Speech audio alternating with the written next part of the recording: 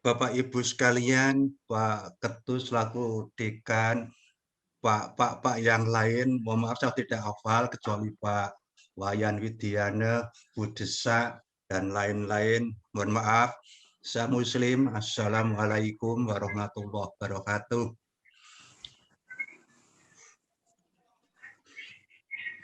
Bapak Ibu, di flyer yang disampaikan Pak Wayan kepada saya itu topiknya pelatihan penulisan artikel ilmiah bereputasi.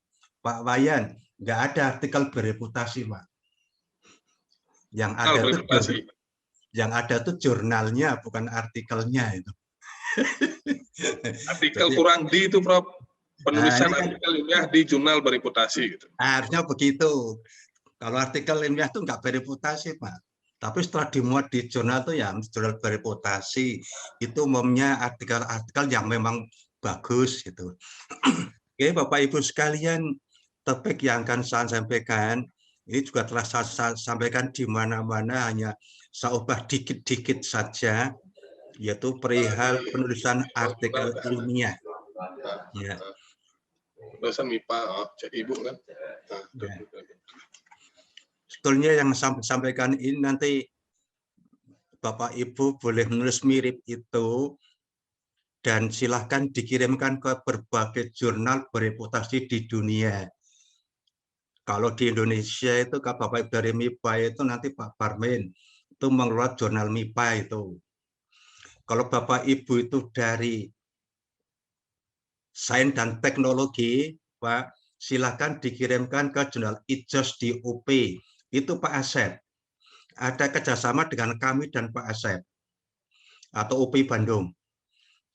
Jadi misalnya Pak Asep, UP Bandung atau yang bahasa, ini Pak Artawan itu, silakan dikirimkan ke IJAL. Itu untuk linguistik. Ya, IJAL itu linguistik di UP Bandung. Bandung punya dua, IJAL dan IJOS. IJOS itu Sains dan Teknologi, IJAL itu linguistik. Kami kerjasama dengan UP. Jadi para dosen UP yang sudah senior-senior, kesulitan menulis, itu dimuat di jurnal kami, sebaliknya kami ngirim ke UP. Jadi tukaran gitu. Kalau bahasa begitu lebih bagus ini Pak Ketut itu. Jadi kami tidak hanya menerima saja, tapi juga mengirimkan gitu, kayak di IJAL itu. Bapak Ibu, jika kita ingin menulis, sebetulnya itu pertama yang ada di benak kita, di pikiran kita itu pasti ini, topik tentang apa yang akan ditulis atau yang akan kita tulis. Semua orang, termasuk saya, mesti berpikir seperti ini. Pak Ketut juga, Pak Ketut Gading maksud saya. Lah Bali itu cuma punya 4 nama itu. Nama yang Ketut, Wayan, Mage, kita ketut semua orang itu. Pak Ketut. Sama. Iya, orang Bali itu nggak kreatif buat nama, buat 10 nama, hanya 4. Di Surabaya itu ada Made, ada Wayan. Saya bilang ke Pak Wayan, bilang Pak Made, ya dia mau jawab. Kalau saya keliru gitu. Nah, itu di ini juga ada Pak Wayan, ada Pak Ketut. Saya keliru juga, ya tetap masa saya mau menjawab itu. Wah, ini repot ini. Nah, ini yang pertama ini, topik tentang apa yang akan ditulis. Bapak Ibu, kalau kita tuh masih mahasiswa S2, S3, ini mesti membingungkan. Sebab selain bertanggung jawab pada diri sendiri, juga kepada pembimbing atau promotor. Nah, Bapak Ibu, kalau kita bagaimana? Kalau kita sharing, Pak, sharing dengan kawan-kawan yang serumpun, topik apa yang akan kita teliti, yang kira-kira kita pertimbangan nanti bisa lolos di jurnal bereputasi. Jadi tidak hanya sembarang mengusulkan judul, Pak, tapi dipikirkan bahwa topik yang kita pilih itu nanti punya peluang besar untuk lolos dimuat di jurnal bereputasi. Untuk itu Bapak Ibu, saya sarankan, betul saya sarankan, Bapak Ibu bacalah topik-topik yang sudah dimuat di jurnal-jurnal bereputasi, jurnal target. Betul loh Pak ini. Lihat di sana ada banyak sekali. Bapak tinggal klik ya, klik pada SJR, cari education. Kalau Bapak dari education, klik education, cari jalan yang sesuai dengan bidang kita. Kemudian pelajari topik-topik yang ada di sana itu. Nah, kita ikutan nulis seperti topik yang ada di jurnal-jurnal itu. Nah, jadi pertama itu ini.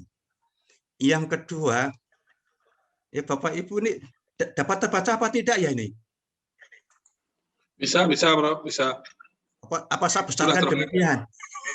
Kalau sudah terbaca. Sudah bisa ya? Sudah, Prof. Ya. Sudah, Prof. Oke. Ini sama sih batuk ini Pak Wayan. Oke, Prof. Enggak apa-apa, Prof. Biasa orang tua, Pak, sudah ada saja. Tapi Bapak Ibu, penulis pemula dan penulis berpengalaman itu tidak tua, tidak muda loh, Bapak. Betul ya, Pak ya? Belum tentu orang tua itu penulis berpengalaman. Saya justru sering mikir, kalau pengarangnya tua-tua itu gayanya gaya dulu. Contoh Bapak Ibu, kalau para pengarang senior tua yang jarang nulis, itu daftar pustakanya, rujukannya itu hampir semuanya buku. Buku-buku lama lagi. Padahal tren sekarang itu jurnal, Pak. Tolong Pak, ini ganti posisi. Rujukan atau artikel kita itu jurnal. Buku boleh, ya, buku boleh, tetapi jangan semuanya buku, pasti ditolak. Ya, betul, pasti ditolak.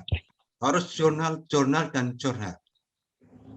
Itu pun jurnal mutakhir, Pak, bukan jurnal tahun 80-an, 90-an.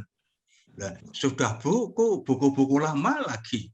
Nah, ini satu hafal dengan karakteristik pengarang seperti itu. Ini mesti pengarang itu jarang-jarang nulis artikel. Atau mungkin kalau sering hanya ngirim ke jurnal yang tidak bereputasi, sehingga apapun diterima gitu. Bapak Ibu, persoalan kedua ini adalah ya, kita itu mau ngirim artikel ke jurnal mana? Jurnal bereputasi mana yang akan kita tuju? Bapak Ibu, kalau nasional ya SINTA, Science and Technology Index.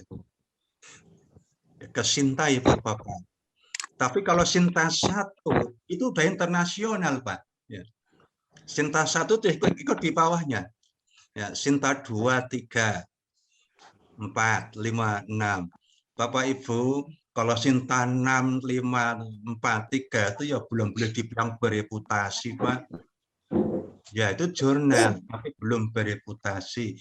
Minimum SINTA 2 lah, Pak.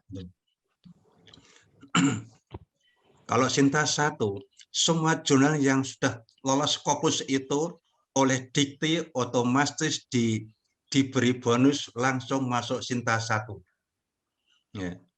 Di UNM Makassar itu SINTA 4 mengusulkan ke Scopus lolos. Nah, itu langsung dibawa SINTA 1. Karena memang sudah level internasional itu. Ya.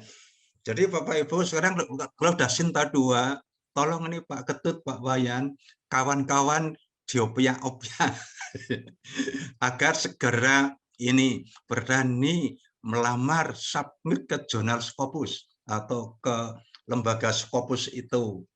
Nanti biar ada yang Scopus lah dari Undeksa itu. Kemudian kalau internasional Bapak Ibu, yang paling tinggi itu konon Thomson Reuters. Orang bilang Thomson Reuters atau WOS itu, World of Science itu.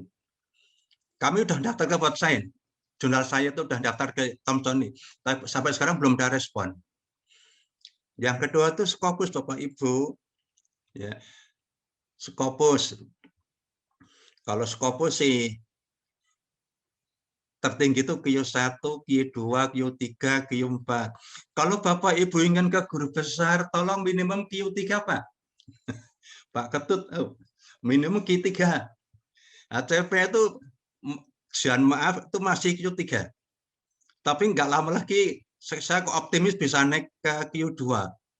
Bapak waktu Q3 itu dulu state score jurnal saya itu baru 0,6.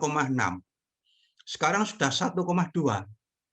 Nah, itu mudah-mudahan Bapak Ibu bisa cek di jurnal itu kan. Ya, score tahun 2020 kan sudah 1,2. Bapak Ibu, jadi kalau ngirim ini pilihan saya Q1, Q2, Q3. Bapak Ibu, saya tidak nyombong ya Bapak Ibu. Kalau saya itu ngirim artikel itu Q1, Pak. Saya selalu milih Q1. Ditolak nggak masalah, dipindah tempat lain.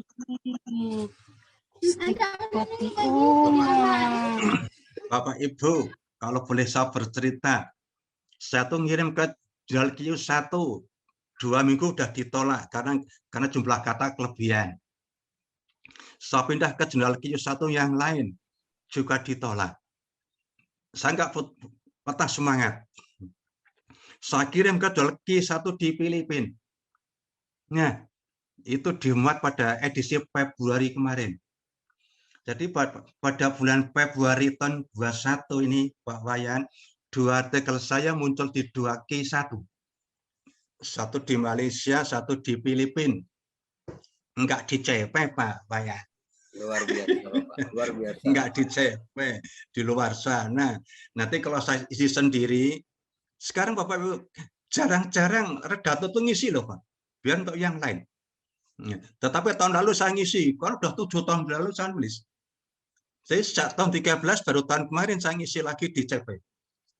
Jadi saya jarang-jarang. Kalau saya nulis saya kirim ke jurnal lain. Nah, Bapak Ibu ini silakan pilih Bapak Ibu. Tetapi kalau Bapak itu belum terlalu pede begitu, sudahlah ke Q3 dulu. Ya.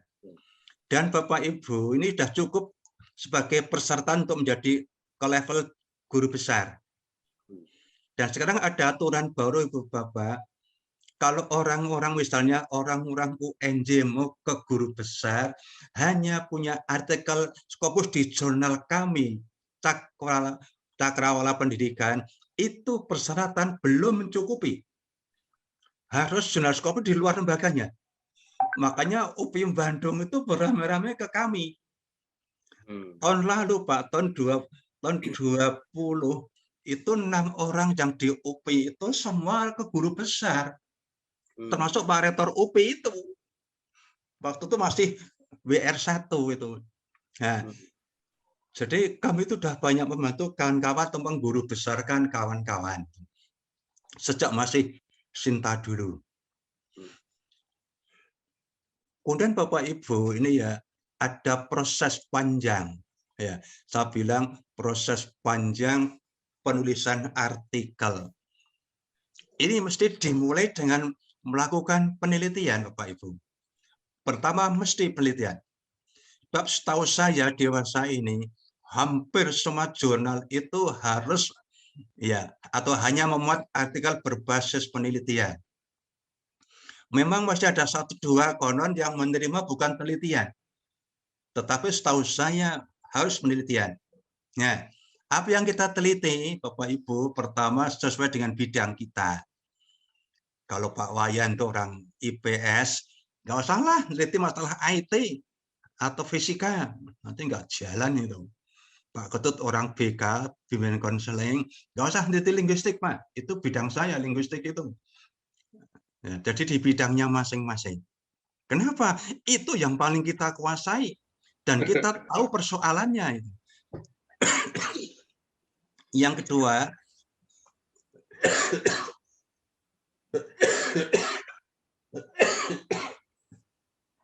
berbasis teori mutakhir. Jangan taruh tahun 80-an, 7 bulan, 9 bulan apa. Mutakhir. Mutakhir itu kalau dikti bilang 3 sampai 5 tahun yang lalu. Jadi paling tua 5 tahun yang lalu. Itu mutakhir. Di 25 tahun ya masih agak mutakhir, tapi bukan lagi mutakhir. Menarik. Bapak Ibu, menarik itu menarik bagi bidang keilmuan, juga menarik bagi kita peneliti. Dari bidang keilmuan, ini unsur inovasinya tinggi. Ini unsur inovasinya tinggi. Ini kebaruannya ada. Nah, Itu berarti menarik itu. Kedua, menarik bagi diri kita sendiri. Kita peneliti. Topik itu bagus, tetapi itu bukan fokus kita. Misalnya Bapak Ibu, untuk bidang linguistik, Bapak Ibu ini ada tidak yang dari Fakultas Bahasa Pak? Ada nggak Pak? Ada. Nah, misalnya orang Fakultas Bahasa, kayak Pak Sudiana, Pak Rektor dulu Ya, itu kan kawan saya Pak Sudiana itu. Atau Pak Sutama itu sering ketemu saya itu. Nah, misalnya kawan kita itu orang linguistik murni, nggak usah nanti sastra Pak. Walaupun sejurusan tapi itu bidangnya beda itu. Nah, itu. Seperti itu. Menarik itu. Terjangkau Bapak Ibu, terjangkau itu pertama dari kemampuan kita sendiri. Kemampuan kita sebagai peneliti. Kalau Bapak Ibu itu tidak menguasai statistik misalnya, sudahlah peneliti yang kualitatif saja. Tapi kalau Bapak sudah menguasai statistik, silahkan mix method, kualitatif, kuantitatif. Nah, jadi kita punya kemampuan untuk bidang itu. Waktunya jangan terlalu lama Pak itu. Kalau butuh 3 tahun, wah, biaya. Nah, kalau hanya teliti dananya itu 50 juta Pak Wayan, mau ke berbagai kota di Indonesia. Sekarang sih bisa Zoom. Nah, kalau kita harus ke sana setelah pandemi nanti selesai. Nah, jadi biaya diperhitungkan. Tapi saran saya jangan sampai tenaga kita tuh nggak ada harganya Pak. Jadi tetap saja perhitungkan berapa HR kita. Kemudian ini Pak, penting sekali, diniatkan.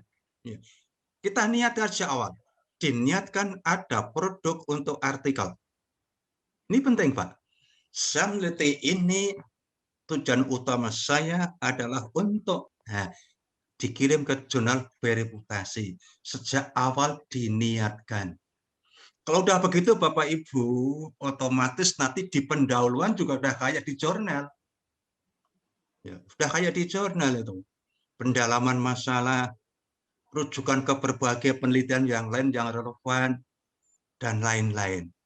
Sehingga nanti dari laporan penelitian ke artikel itu tidak terlalu banyak mengubah, Pak. Karena bahannya untuk ke situ. Kalau saya seperti itu, Pak.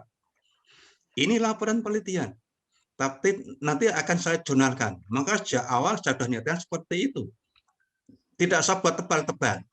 Sebab jurnalkan memang tidak mungkin tebal itu. Nah, ambil substansi yang penting-penting saja.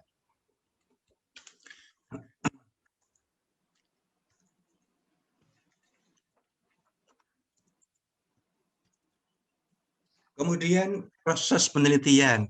Lah Bapak Ibu, harusnya prosedur ilmiah. Pendekatannya apa? Cocok secara teori. Cocok secara teori. Walaupun kita tidak boleh menguraikan teori, metodologi, tetap saja kita harus merujuk sumber-sumber tertentu. Misalnya Pak Wayan Kidanan nulis pendekatan semi Pak eksperimental semu atau kuasi eksperimental dalam kurung versi siapa itu? Mungkin Creswell tahun 2017. Begitu. Kita tidak menguraikan apa itu kuasi eksperimental. Apa itu survei? Tidak kita uraikan, tapi kita merujuk ya tokoh tertentu atau buku tertentu. Bahwa kita prosedurnya seperti yang diuraikan di buku itu. Ini mutlak harus.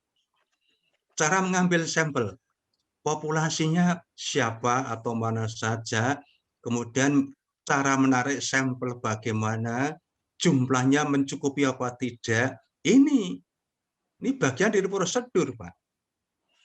Kemudian pengembangan dan instrumen. Instrumennya apa? Misalnya kuesioner dan tes. Nah, sekarang dan tes itu ada bukti bahwa instrumen itu memang bagus dan dapat dipertanggungjawabkan. Nah, pertanggungjawabannya itu muncul di sini. Misalnya kalau tempat saya kisi-kisinya mana. Kemudian validitasnya bagaimana, reliabilitasnya berapa, ini ditunjukkan. Kemudian berikutnya jujur. Nah, Bapak Ibu, jujur itu saya kira itu harus menjawab semua kegiatan kita. Nggak hanya di KPK loh, Pak. Berani jujur dipecat. Itu sekarang setnya. Berani jujur pecat. Kalau dulu berani jujur hebat. Nah, ini jujur itu penting banget. Objektif. Bapak Ibu, objektif itu sesuai dengan fakta. Apa adanya. Kita tidak ngubah-ngubah. Tidak manipulatif. Nah, ini nanti Pak Wayan itu misalnya mau menguji eksperimental. Loh, ternyata F-nya kok nggak signifikan. Datanya diubah oleh Pak Wayan Widiana. Udah, kalau Bapak sudah ngutek-utek data, sudah nggak ada artinya itu penelitian. Jadi nggak boleh seperti itu, Pak. Biarkan apa adanya data itu. Kalau saya demikian, Pak, saya buat angket. Misalnya 1, 2, 3, 4, 5. Kalau ada responden yang hanya memilih satu saja, maksudnya 3 semua, wah itu tak singkirkan, Pak. Nggak ikut dianalisis. Itu mematikan nanti kalau seperti itu. Nah, tapi biarkan saja kita nggak ngubah-ngubah. Memadai. Memadai itu artinya semua yang kita lakukan itu mencukupi, Pak. Sesuai dengan tuntutan metodologi penelitian. Dan karenanya replicable. Kalau ada orang lain yang ingin mengikuti jejak kita, dapat melakukannya. Replicable. Bapak Ibu, jadi nanti kalau kita nulis artikel, itu tolong dipikir. Apakah dengan uraian yang saya ceritakan ini sudah cukup replicable? Nah, ini pertanyaan terakhirnya itu. Kemudian Bapak Ibu, penulisan artikel. Modal dasar adalah laporan. Nah, tadi itu laporan. Kalau sejak awal kita sudah menyiapkan bahwa laporan ini akan kami tulis ke dalam bentuk artikel, ini tinggal ubah dikit-dikit. Tinggal buang mana yang dibutuhkan, mana yang tidak. Laporan keuangan sama sekali tidak dibutuhkan. Biografi pengarang tidak butuh atau tidak dibutuhkan, dan seterusnya. Penyesuaian format. Nah, jadi biografi pengarang itu tidak perlu ada gelar-gelar, Pak, Bapak Ibu semua. Jadi cukup nama saja. I Wayan Widiana, I Ketut Gading, I Rizky Jafar, I Yurni Hasan Mento. Nggak pakai, kalau perempuan bukan I ya Pak Wayan, Ni ya. Ya, Yurni Hasan Mento. Ini yang tampak di tempat saya. Yang tampak di tempat saya itu. Nah, Bapak Ibu, hanya nama saja. Kemudian tolong disesuaikan dengan format dan stil jurnal pilihan. Maka Bapak Ibu mesti membaca author guidelines. Nah, Bapak Ibu itu mutlak. Kalau Bapak Ibu itu ingin ke jurnal A, tolong baca panduan atau ketentuan atau author guideline jurnal itu. Kalau tidak, Bapak Ibu, kalau redaktur lagi tidak sabaran, mungkin langsung didecline loh Pak Ibu, langsung ditolak dengan alasan tidak sesuai dengan ketentuan. Jadi kalau ada kanban dari Indeksa itu ngirim ke tempat saya misalnya, saya pas lagi tidak moodnya kurang bagus, mungkin itu udah jengkel. Masa abstrak tidak cocok dengan panduan, langsung boleh dengan tujuan, atau bahkan tidak ada tujuan, hanya dalam satu bahasa dan lain-lain, sudah untuk mendekline itu. Lihat, Pak, redaktor itu manusia biasa loh, Pak. Ya. Yang moodnya juga berganti-ganti loh. Kalau moodnya itu lagi senang longgar, ya sudahlah, suruh perbaiki ya Pak, suruh perbaiki. Tapi kalau lagi moodnya nggak longgar, ini kok udah mengapa pengarang tidak membaca author guideline? Mengapa ngarang gaya sendiri itu? Banyak yang seperti itu, Pak. yang mengarang gaya sendiri itu. Nah, Bapak Ibu saya ingatkan ya, sebelum kita tulis artikel, tolong buka dulu author guideline. Minimum tahu jumlah kata berapa, maksimum berapa, formatnya bagaimana. Nah itu Bapak Ibu, minimum itu.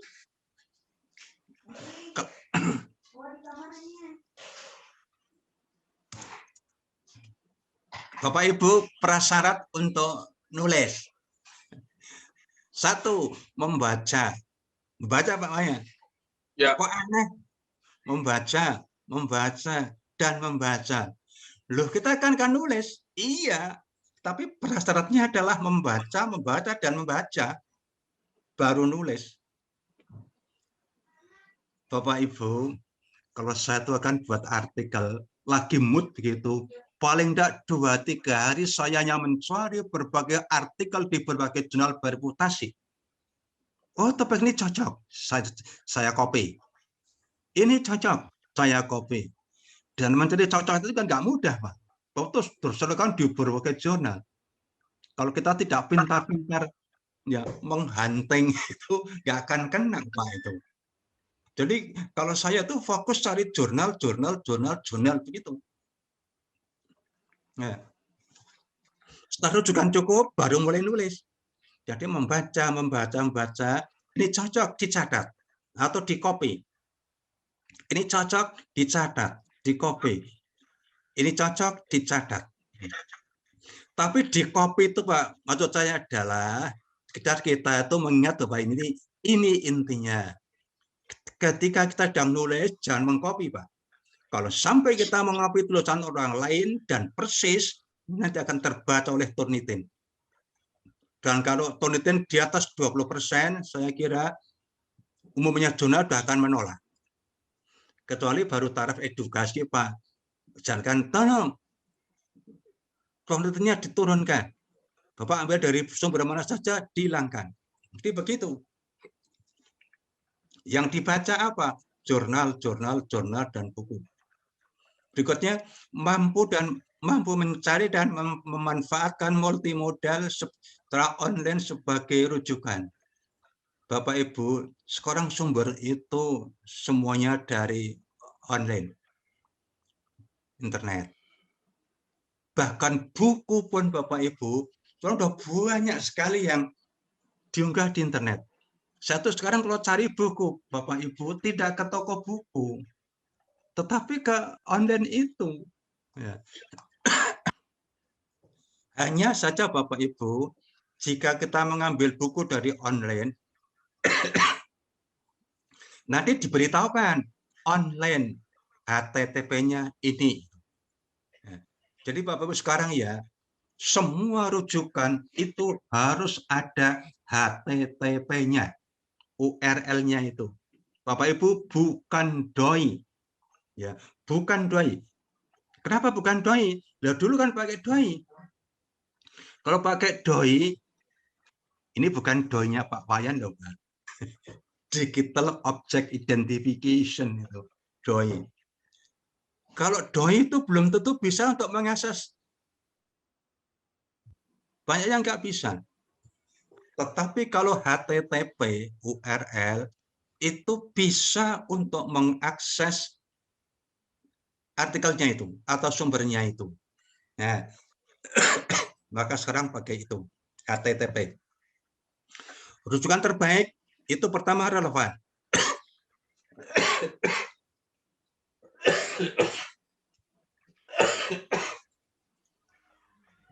Artinya silakan minum air dulu, Prof. Ya. Minum air dulu, Prof. Oh iya, tak ambil. Nggih, Prof. Biar lebih lega, Prof.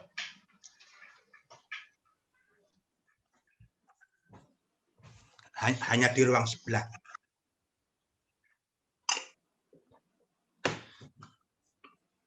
Ya. Rujukan terbaik itu Bapak relevan, cocok dengan yang kita tuliskan, cocok dengan topik yang kita tuliskan. Kalau Pak Ketut Gading itu menulis perihal bimbingan konseling, model apa kemarin itu, carilah artikel yang di sekitar itu. Jangan cari linguistik, Pak.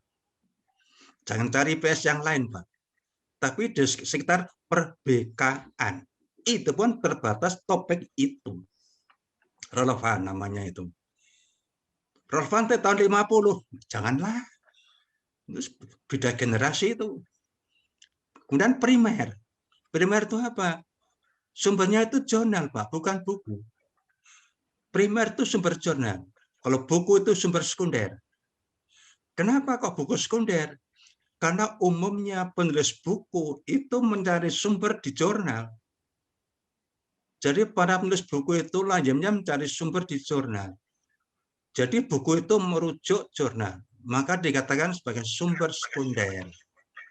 Jurnal primer. Kenapa primer? Karena umumnya para pengarang atau peneliti itu pertama mengumumkan karyanya itu lewat jurnal. Setelah itu mungkin baru mikir nulis buku. Bapak Ibu, kalau Bapak Ibu misalnya ini yang orang bahasa dan sastra, membaca buku saya Sastra Anak, itu 3 artikelnya sudah pernah saya muat di jurnal loh, Pak, itu. Juga yang lain, teori pengkajian fiksi, itu juga ada yang pernah saya muat di jurnal. Nah, kemudian nggak betul mutakhir. Mutakhir itu tadi tahun-tahun terakhir, 3 sampai 5 tahun yang lalu, paling tua 5 tahun. Bapak Ibu lebih mudah mencari artikel mutakhir daripada artikel lama. Sebab kalau kita tuh buka suatu jurnal, yang tampak pertama pasti edisi terakhir. Nah, enak kan, Pak? Kalau kita buka jurnal, yang langsung tampak di hadapan kita tuh mesti edisi mutakhir. Coba nanti Bapak Ibu buka CP setelah bulan Juni, misalnya Juli itu ya, bulan Juli 2 bulan lagi itu. Begitu Pak buka, nanti akan ada nama Iwayan Widiana DKK. Ada di sana itu nanti. Ini belum loh Pak Wayan. Bahkan sedang translate-nya belum rampung itu. Baru tak kirim ke transfer itu. Nah, itu yang mutakhir yang tampak itu, bukan yang lama-lama. Jadi kalau rujukan kita itu jurnal, dan kita secara online itu langsung dapat mutakhir. Bapak Ibu, ini juga saya ingatkan ya, semua sumber yang ada di artikel kita yang terbaik dapat diakses secara online. Dapat diakses secara online itu. Memang sekarang seperti itu, Pak. Oleh karena itu kita usahakan cari sumber di online saja. Ini saya sudah 1 tahun ini nggak beli buku, Pak, kecuali buku novel. Dulu saya sibuk, saya cari buku ke toko, sekarang nggak pernah. Long di internet saja udah ada kok beli. Bapak Ibu sudah tahu nggih, sebelum era internet itu 1 tahun itu saya dapat royalti sekian puluh juta, Pak, itu dari buku itu. Ya. Jadi di 2 ini udah pokoknya banyak, lumayan banyak lah. Sekarang Pak drop. Mungkin sekarang tinggal sekitar 20% saja. Sekarang itu. Nah, karena buku saya itu semua di online kan juga, Pak. Nah, ini kawan-kawan dari Undik saya kalau mau buku saya memang yang dipakai di berbagai PT di tanah air itu bisa dicari di internet. Tapi saya nggak mau ngomong apanya di mana itu. Oke. Bapak Ibu, sekarang kita akan mencari jurnal, ya, mencari jurnal itu.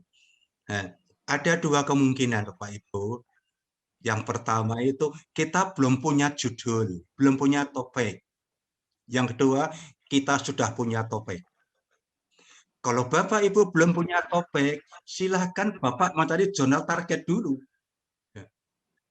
Jadi kalau kawan-kawan belum punya topik penelitian, silahkan mencari dengan membaca topik-topik yang dimuat di jurnal target. Jangan hanya 1 jurnal, Bapak Ibu, tapi sejumlah jurnal. Oh, ternyata jurnal ini memuat seperti ini. Oh, ini saya bisa atau saya mengerti dan saya menguasai. Oke, ambil jurnal itu topik yang mirip dengan itu. Yang kedua, kita sudah sudah memiliki karya ilmiah. Topik sesuai dengan kita. Ini mau kita kirim ke jurnal mana ini? Nah, Pak Wayan kan seperti itu. Pak Ketut ya seperti itu. Nah, kalau itu cari saja jurnal yang kira-kira bisa menerima artikel kita. Nah, ini misalnya ya Pak ya, kita cari lewat ini SJS, Jurnal Rank itu ya Pak ya, dicari di sana. Atau ini Pak Wayan lebih pintar dari saya, ini yang satu nggak ahli komputer kemarin. Enggak, Bapak Ibu. Seperti saya. Pengelola jurnal saya itu sebetulnya paling tidak menguasai internet, Pak. Tetapi 3 orang tangan kanan kiri saya itu semua jagoan internet, Pak. Jadi saya tuh terwakili oleh kawan-kawan itu, admin itu. Pintar sekali saya itu. Begitu masuk cek tonitin dan lain-lain, lapor Pak ini langsung di decline. Ini jurnal masuk Pak, tapi jumlah kata cuma 3.000, langsung decline. Ini ada artikel masuk Pak, tapi topiknya bukan pendidikan, langsung decline. Bapak Ibu, tahun 2020 itu ada 1.287 artikel masuk ke jurnal kami. Bayangin Pak Wayan, 1.287. Yang dimuat 61. Yang dimuat 1.000 artikel di delete, Prof ya. Tapi ratusan langsung decline Pak, langsung ditolak, didiskualifikasi. Iya. Pertama terindikasi turnitin gitu ya Pak ya. Kedua mungkin jumlah halaman cuma 2.000-an, 3.000-an, topik tidak atau format sama sekali tidak cocok. Langsung decline. Kenapa langsung di decline? Kalau dikirimkan ke redaktor nanti itu biayanya mahal, Pak. Ongkosnya mahal. Kenapa mahal? Nah ini Pak Ketut sudah tahu. Semua redaktor yang mereview artikel di jurnal kami, Takrama Pendidikan, itu per artikel akan diberi HR. Standarnya UNJ itu 200.000. Standar UNJ. Tetapi kami nggak kuat. Hanya 150. Duit dari mana? Dari sumbangan Pak Wayan nanti. Pak kan dipotong itu.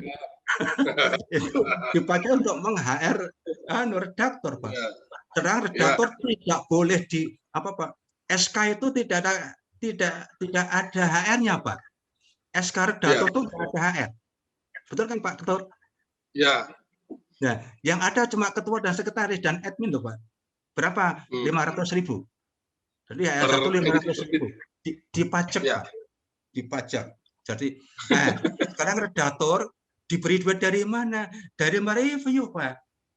Satu artikel, kalau UNJ itu untuk Scopus itu 200.000. Tetapi kami nggak pas banyak itu. Hanya 150. Sekarang Pak Wayan bisa ngitung. Kalau 1.000 artikel, 150.000 itu butuh berapa duit kami? Nah, ya. Kalau direview semua itu miliaran. Iya, mahal Pak. Makanya sudah kami seleksi sejak masuk. Ya, mungkin nanti Pak Wayan seperti itu nanti itu. Jadi, ini kok tonitin 60% decline dan lain-lain tadi itu. Kemudian Bapak ya baca juga nih ya, baca di bawah. Bagaimana status jurnal itu, ongoing atau cancel? Bapak ini tolong dianulis. Kalau Bapak nanti nggak baca bawah, jangan-jangan itu jurnal sudah di-cancel. Ini saya punya pengalaman untuk mahasiswa saya. Mahasiswa S3 itu ngirim artikel ke jurnal Australia, namanya IJALEL, International Journal of gitu. Nah, begitu dimuat, sudah terbit, mahasiswa mencari saya ke kantor saya. Prof, alhamdulillah artikel sudah dimuat di Australia, Pak. Alhamdulillah. Q berapa, Pak? Q 2, Prof. Alhamdulillah, itu sudah penuh syarat. Setelah mahasiswa itu pergi, itu dosen UIN Tanjung Karang itu pergi tak cek IJALEL Australia. Ternyata pada status sudah di coverage ya, coverage sudah cancel. Masa itu langsung kontak, Pak, jangan bayar dulu, Pak. Sebab Ijalal baru saja di-cancel oleh Scopus. Dia jawab, iya Prof, alhamdulillah, terus saya gimana ini? Salah ke direktur bahasa. Sudahlah Pak Burhan, boleh nggak apa-apa. Kalau nggak tahu kalau itu nggak Scopus. Akhirnya boleh juga untuk ujian. Tetapi mahasiswa itu kreatif, Pak. Satu disertasi itu dibuat menjadi 3 artikel dengan topik yang berbeda-beda dan tidak tumpang tindih. Satu kirim ke Turki, dimuat. Itu IG itu, Pak. International Journal Interaction itu. Of Interaction. Turki itu, Ya. Pak. Itu banyak Indonesia sama itu. Banyak orang Indonesia di sana. Di IGI Turki. Itu berapa ya? Lihat saja itu. Yang satu dikirim ke Bulgaria. Ya, dikirim ke Bulgaria itu. Itu Q1, Pak. Jadi mahasiswa saya yang tadi kan di-cancel tadi itu satu disertasi dibuat menjadi 3 artikel. Australia cancel, Turki Q3, di Bulgaria Q1. Nah, Pak, itu contoh bagus itu. Ternyata satu disertasi bisa dipotong-potong sepanjang tidak tumpang tindih. Kenapa tidak, Pak? Kalau kita punya penelitian panjang, cobalah bagi 2. Nah, itu. Ini contoh saja, Pak. Ini European Journal of Psychology of Education. Ini terbit di Belanda. Nah, indeks 44. Subjek, psikologi, kategori ini. Nah, ini Pak, Bapak. Coverage 1986 sampai ongoing. Ini aja masih laku, Pak, masih oke itu. Ada yang ini cancel gitu. Nah, cek Pak itu. Dan Bapak Ibu, orang bilang banyak jurnal abal-abal yang sering menipu kita. Satu sering ditanya banyak kawan, Pak, gimana cara mendapati jurnal abal-abal, Pak? Saya jawab, takono Bu X atau Pak X, dia yang pintar menjawab. Karena dia pintar teknologi informasi. Saya nggak pandai. Nah, itu. Tanya, ini dikasih HTTP-nya itu, dikasih linknya itu, ini silakan baca itu. Nah, gitu Pak. Kalau Bapak milih ini ya, misalnya, ini baca juga ini Pak, skopnya itu. Cocoknya skopnya dengan topik kita. The European Journal of Psychology of Education, EJPE itu namanya, is published for, ini. Cocok enggak topik kita dengan skop ini? Kalau cocok, kita boleh mengirim ke sini. Tapi sebelum Bapak itu bilang cocok atau tidak cocok, bacalah contoh-contoh artikel yang sudah dimuat. Ya, Bapak Ibu. Tadi malam saja saya mengingatkan ya dosen PTX yang sudah akan saya submission-nya akan saya terima itu. Tapi setelah saya lihat lagi, oh ternyata ini langsung saya WA. Ternyata Ibu belum membaca contoh artikel yang telah dimuat ya Bu itu. Ada apa Prof? Silahkan dibuka saja. Ya ampun, maaf Prof. Itu langsung tahu salah itu. Jadi Bapak Ibu ya, tolong jangan segan-segan membuka artikel yang telah dimuat. Kalau terdator nggak sabar seperti saya tadi itu langsung decline loh itu. Orang Barat itu kan orangnya sibuk-sibuk sehingga tidak sempat untuk ngajari. Ini metodenya salah, langsung ditolak. Ini pendahuluan kok seperti ini, tidak cocok, langsung ditolak. Nah, seperti itu. Nah, Ibu, sekarang kita memilih jurnal. Jika tertarik pada jurnal tersebut, yaitu yang kita buka tadi, buka itu jurnal. Buka judul-judul artikel yang sudah dimuat. Buka skop, buka fokus, buka, dan buka. Terutama itu ya, buka arsipnya itu. Di arsip baca judul-judul artikel, bagaimana bunyinya. Oh ini kok cocok dengan saya, buka.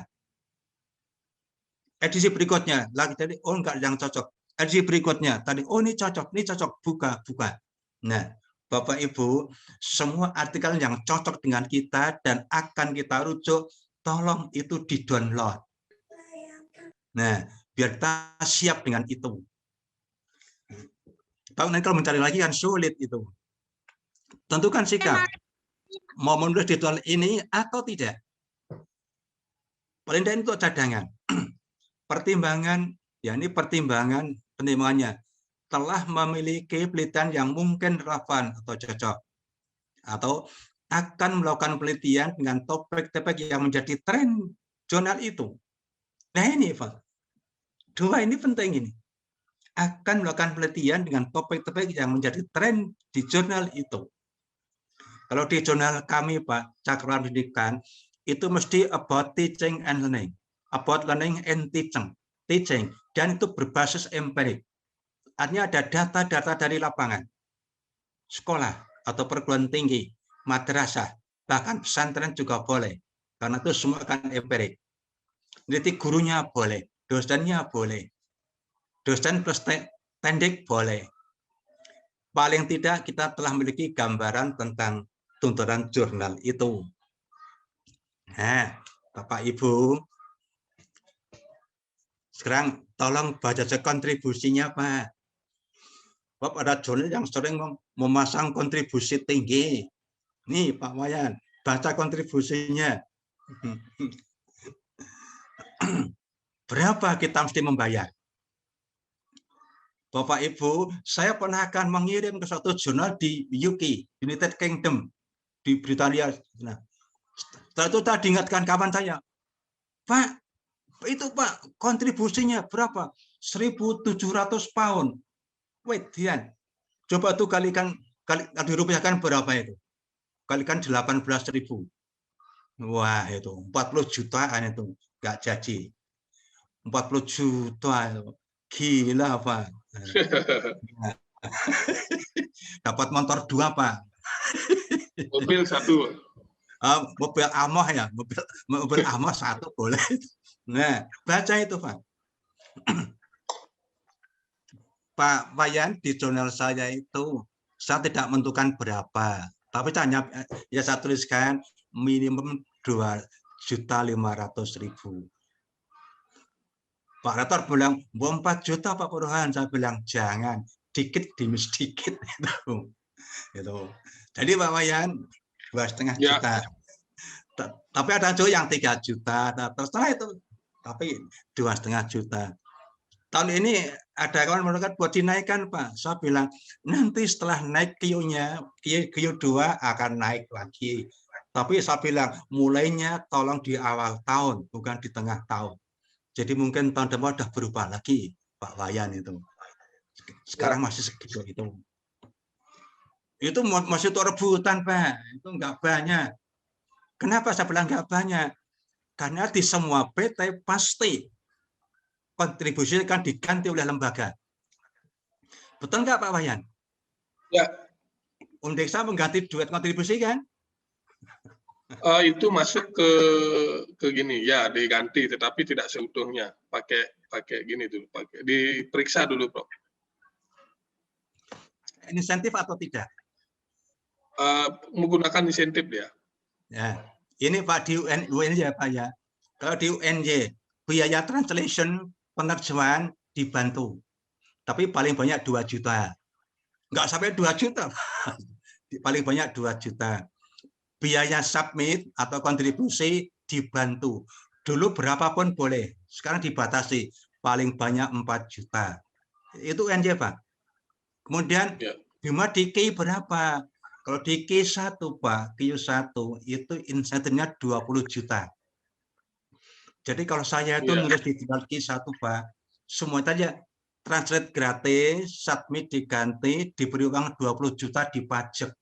Jadi 17 juta bersih. Kalau Q2 berapa? 18 juta. Q3 berapa? 15 atau 13. Tergantung SCR-nya berapa. Nah, itu.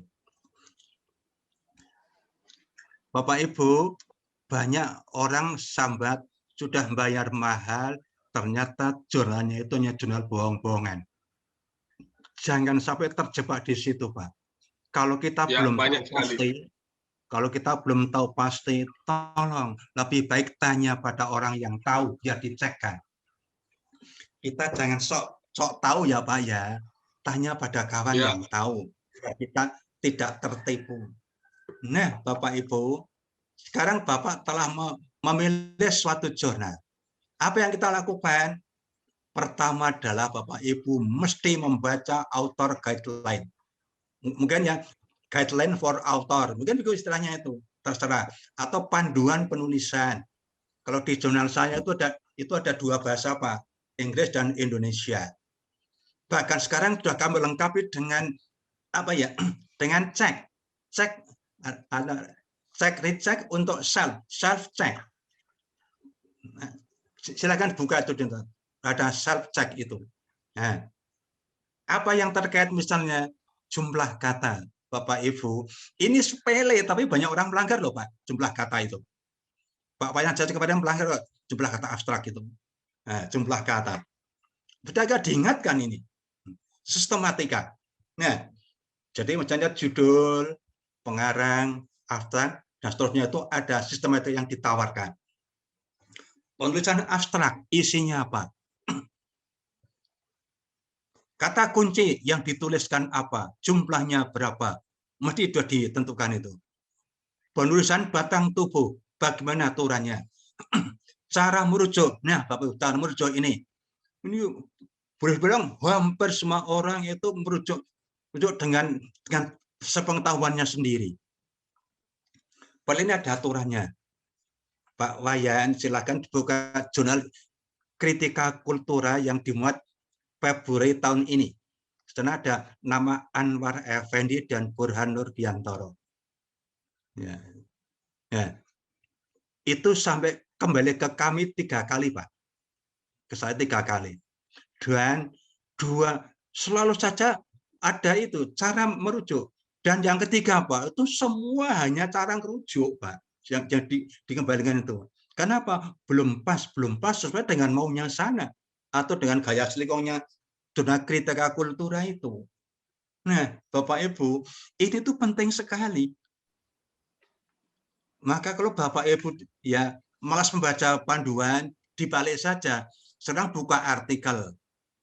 Baca itu artikel, bagaimana pengarang itu merujuk, ikuti gayanya. Nah, enak seperti itu, Pak. Kita balik. Penulisan daftar pustaka, bagaimana daftar itu ditulis? Apakah nama dibalik nama akhir yang di depan hanya singkatan? Bapak Ibu, lazimnya kita akan mengikuti format mana?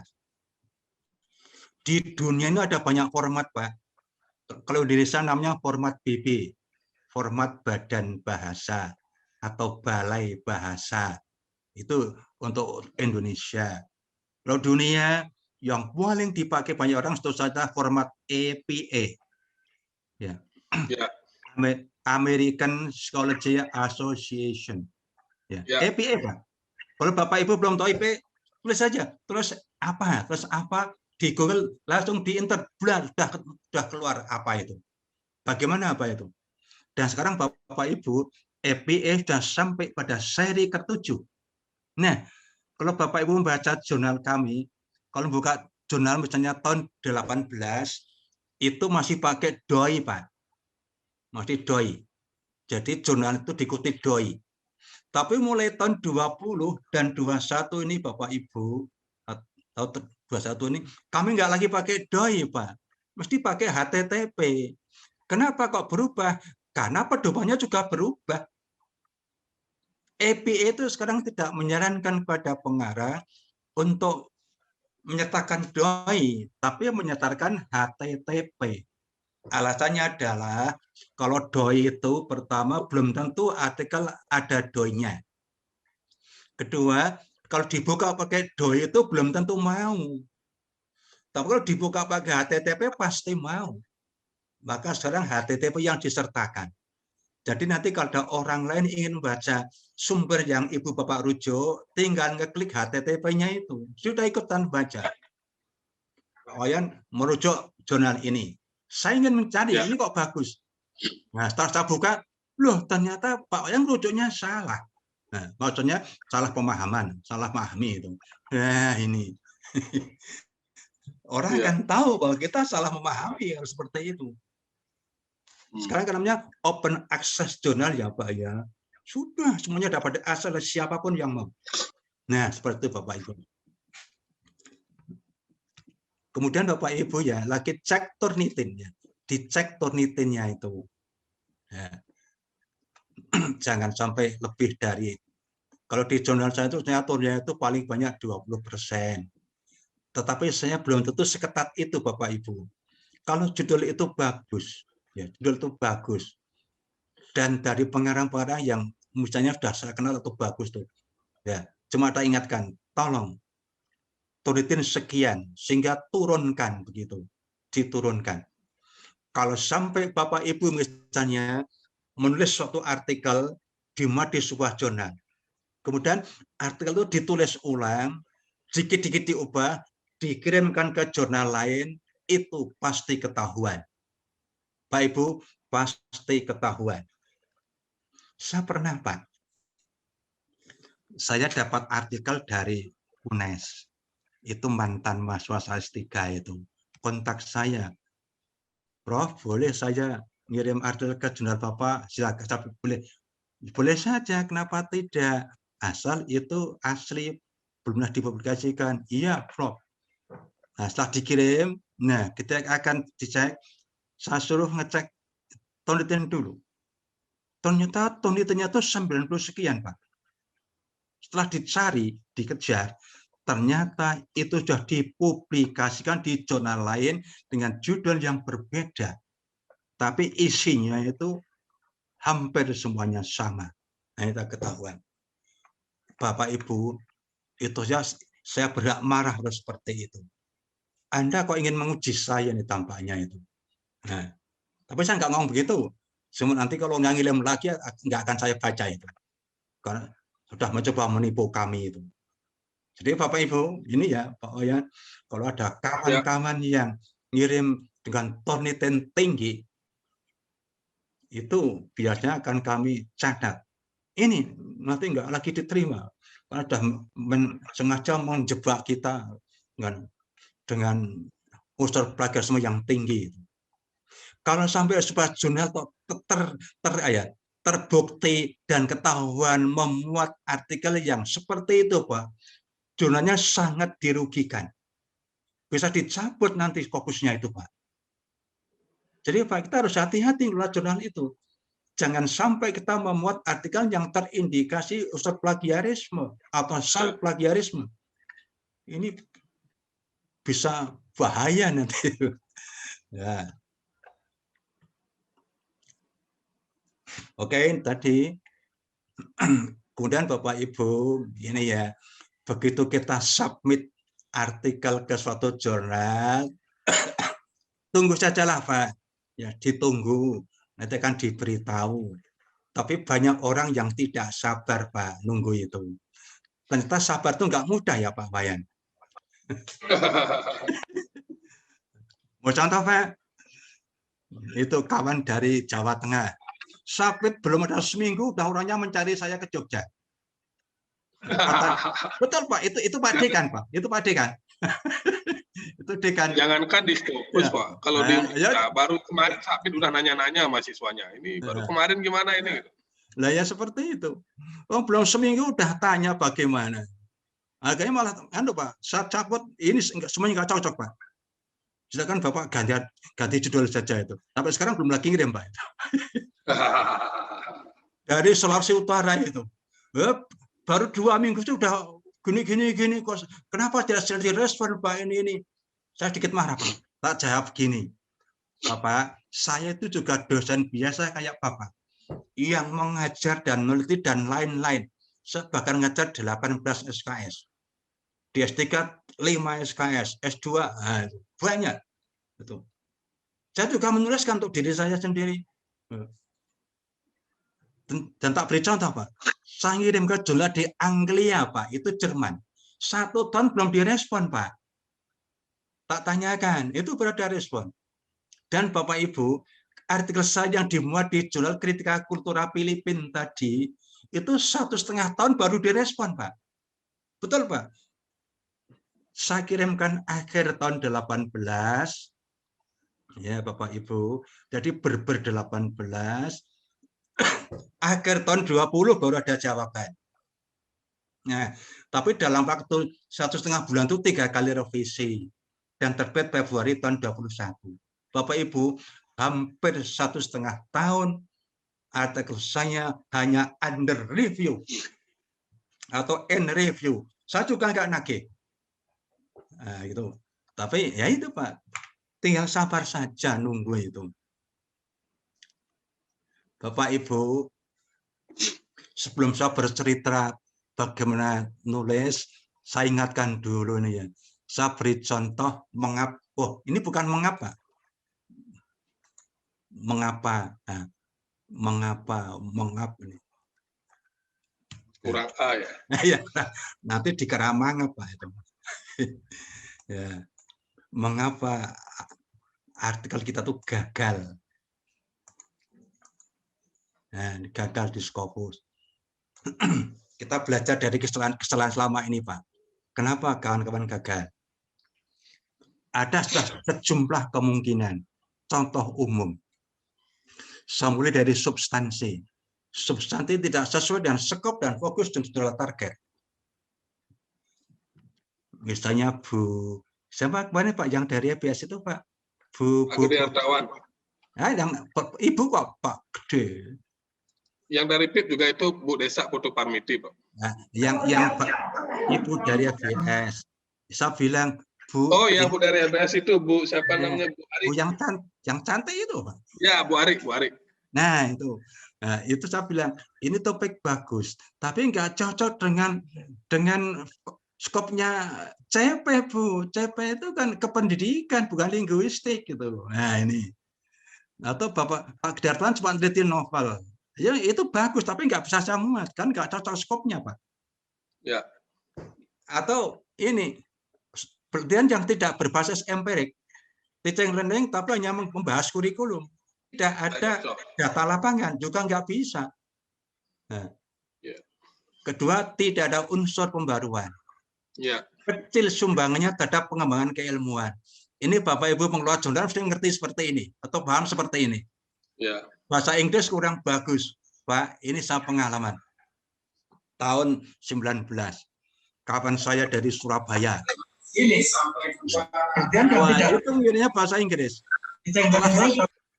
Setelah saya suruh baca kawan Inggris, itu ngomong ke saya, Prof, biar bahasanya Prof, nggak karu-karuan. Tolong suruh ngirim bahasa Indonesia saja itu. Maka saya suruh ngirim bahasa Indonesia saja. Setelah diperbaiki, setelah kami ACC, saya tawarkan, Pak, tolong diinggriskan oleh penerjemah yang profesional. Misalnya kawan-kawan jurusan bahasa Inggris. Atau Bapak boleh minta bantuan kami. Kami ada tim yang menerjemahkan. Pak Wayan milih bantuan kami. Tapi kalau semua nanti kami kewalahan, Pak. Bab yang terbaik itu hanya 1-2 ya, Pak. Nah, maka ini akhirnya bahasa Inggris terselesaikan. Nulis dalam bahasa Indonesia. Ya. Jumlah kata kurang atau lebih dari ketentuan. Bapak Ibu, satu ngirim ke jurnal 1 di luar negeri, itu nggak sampai 2 minggu udah ditolak. Kenapa? Itu nggak oleh di admin, Pak. Karena jumlah kata 8.000 lebih. Itu untuk alasan menolak. Apa nggak konyol seperti itu, Pak? Nah, Bapak Ibu, tolong baca jumlah kata itu. Sepele tapi itu menentukan. Tapi kalau di tempat saya pikir, topiknya bagus apa enggak? Kalau bagus, kalau lebih nanti suruh mengurangi. Gampang kalau saya. Kalau kurang, suruh nambah. Selesai. Itu kan saya. Yang lain belum tentu, Pak. Jurnal kan banyak yang mereview, redaktornya banyak. Kemudian sistematika tidak sesuai. Misalnya tidak sesuai dengan imprat. Misalnya hasil. Hanya hasil saja, tidak ada pembahasan. Digabung. Kalau saya itu nggak boleh. Sesuai. Tidak lolos Turnitin. Wah, ini ada usul plagiarisme. Tulisan tidak proporsional.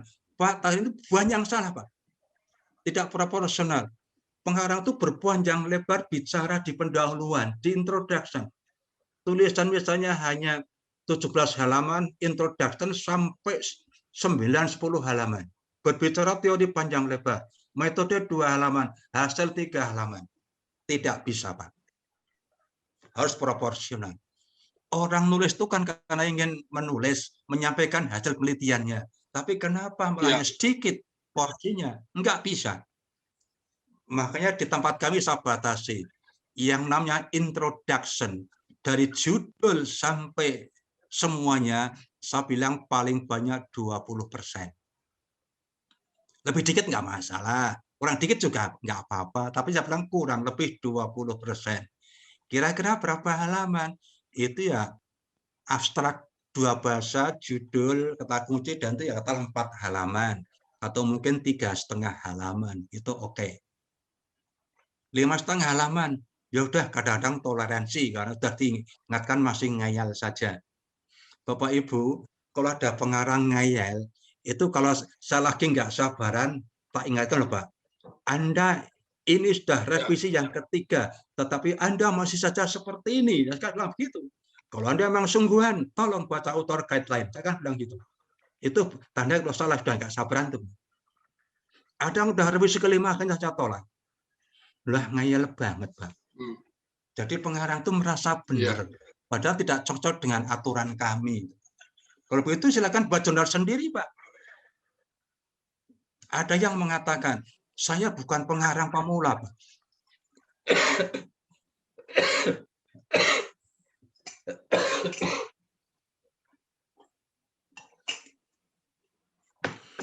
Ada yang mengatakan, saya bukan pengarang pemula. Saya juga redaktor dari berbagai suara. Saya gini.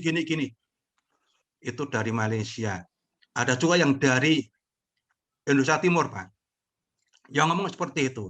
Wah, yang Indonesia Timur itu, saya pas lagi jengkel-jengkelnya, kawan saya dari sana pas ke UNJ, Pak Dekan FKIP Unpati.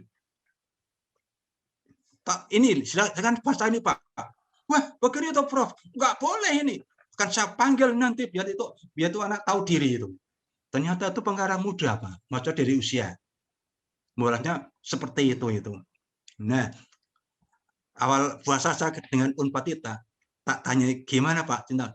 Sudah kami panggil Prof, saya ingatkan itu. Harus ada sopan santun kalau nulis itu. Gitu katanya itu. Oke, Pak. Lanjutnya ini.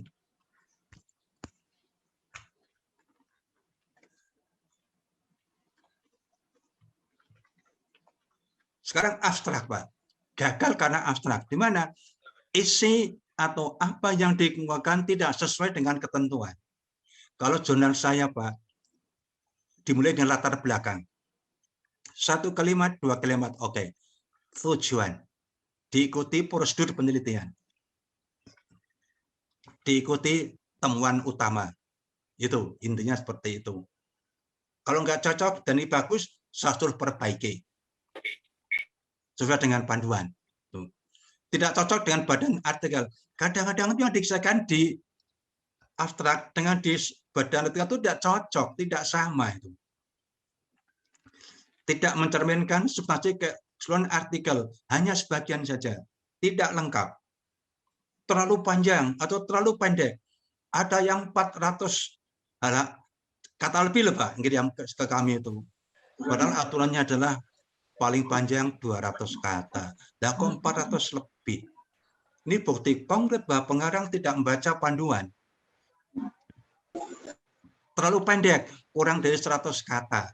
Ini bicara apa? Sedikit sekali itu. Nah, terlalu banyak angka statistik. Nah ini Pak, abstrak itu kualitatif Pak. Jadi jangan banyak omong statistik. Contohnya, hasil menunjukkan bahwa ini Pak Bayan, N sekian, N. Simbangan bagus sekian. Lagi F sekian. F sekian. Sig sekian. Semua pakai angka. Enggak boleh, Pak. Abstrak itu kualitatif, Pak. Abstrak dan kesimpulan itu lebih kualitatif. Masih boleh menunjuk angka, tapi cukup angka signya saja. cukup angka signifikansinya saja, bukan data-data yang lain. Itu nanti abstrak atau kesimpulan menjadi menjadi hanya mengulangi data. Itu enggak benar, Pak. Dan lain-lain. Kata kunci bukan merupakan istilah atau kata kunci, hanya kata-kata biasa. Kata kunci itulah kata-kata utama pada judul dan abstrak. Kata kunci itu kata-kata utama atau kunci utama di judul dan abstrak. Kalau tidak muncul di dua itu nggak boleh dikata kuncikan, Pak. Jadi kata kunci itu mesti ada di judul dan di abstrak. Terlalu banyak atau sedikit? Ada jurnal di Malaysia bisa tuh mengatakan 5, kata kunci 5, nggak lebih nggak kurang. Ada yang bilang 3-5 atau 4-6, silahkan. Kita tinggal menyesuaikan diri saja. Kemudian introduction. Wah, ini Pak. Ini mulai masuk ke badan artikel ini. Tidak sesuai dengan ketentuan. Tidak ada pendalaman masalah. Tidak ada situasi teori mutakhir. Tidak ada analisis kesenjangan. Tidak ada rencana yang akan dilakukan untuk mengatasi kesenjangan. Tidak ada rujukan ke artikel jurnal. Tidak ada tujuan. Cara merujuk tidak sesuai. Hanya bersumber dari buku lama lagi. Berubah menjadi kajian teori. Dan lain-lain. Nah, Bapak Ibu. Banyak pengarang pemula atau kurang berpengalaman nulis di jurnal internasional seperti ini. Bapak Ibu, tapi begini Bapak Ibu, masih ada jurnal Scopus yang mencantumkan literature review. Ya. Masih ada Pak, walaupun nggak banyak, tapi dengan catatan jangan terlalu panjang. Nah, masih ada seperti itu. Tapi lebih banyak lagi jurnal itu tidak menaruhkan literature review, artinya tidak ada kajian teori. Kajian teori masuk di situasi teori mutakhir saja. Dan didukung oleh ini, analisis kesenjangan. Lewat rujukan berbagai artikel jurnal yang relevan.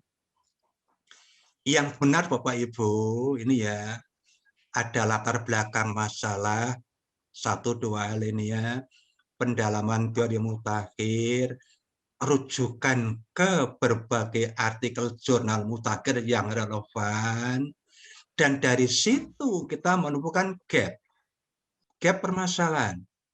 Dan pada gap itu kita rencanakan akan meneliti yang belum ditemukan di gap tadi itu. Kenapa kita teliti? Pentingnya itu. Terus diikuti oleh tujuan. Nah, kalau jenazahnya seperti itu, logikanya itu. Jadi urut seperti itu. Kalau Bapak nggak mau, ya jangan kirim di tempat saya dong. Nanti cuma akan ditolak. Karena malah ya lebih banyak kerja nanti itu. Kemudian metode. Bapak Ibu, judulnya bukan metode, tapi riset metodologi. Atau metodologi penelitian. Bapak Ibu, metodologi dan metode itu berbeda loh, Pak. Metodologi itu ilmu tentang metode. Jadi uraian metode. Sedang di jurnal ini adalah metode, cara meneliti. Ini loh caranya. Nah itu. Jadi judul metode. Kemudian tidak jelas atau tidak tepat metodenya, pendekatannya itu apa? Dikatakan eksperimental, eksperimen, tapi nggak ada KK, nggak ada KE. Tidak ada perlakuan, tidak ada, katanya eksperimen. Kok tidak ada perlakuan?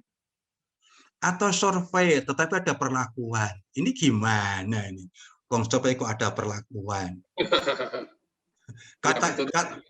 Katanya content analysis, tetapi tidak ada pembuatan konstruk, konstruk akhir. Yang nggak tepat itu. Pendekatan tidak jelas atau salah, tidak ada kebaruan. Subjek penelitian atau sumber data tidak jelas. Kalau subjek penelitian itu manusia, katakanlah siapa mereka. Kalau ada populasi, katakan populasinya itu siapa atau mana. Cara mengambil sampel bagaimana? Nah, ini perlu diuraikan. dengan cara yang tidak berpanjang-panjang, Pak. Bahkan kalau perlu ditabelkan. Kalau kita mengambil subjek itu dari berbagai PT, ya, dari berbagai PT atau berbagai sekolah, ini kan perlu kejelasan. Dari sekolah A, B, C, D, E, F, masing-masing diambil berapa orang. Yaitu dengan cara tadi itu stratified, proporsional, random sampling, misalnya gitu ya. Stratified, proporsional, random sampling, atau pakai area, stratified, proporsional, random sampling. Ditabelkan dong, Pak, biar jelas. Oh, dari SMA A sekian, laki perempuan, perempuan sekian, SMP B, C, D, nah jelas. Itu kalau manusia. Atau sumber data. Sumber datanya apa? Misalnya Bapak Ibu ulang bahasa meneliti novel, meneliti puisi, atau Bapak Ibu meneliti buku pelajaran. Hanya kalau meneliti buku pelajaran atau novel itu tidak cocok dengan skopnya cakrawala pendidikan. Tapi itu cocok untuk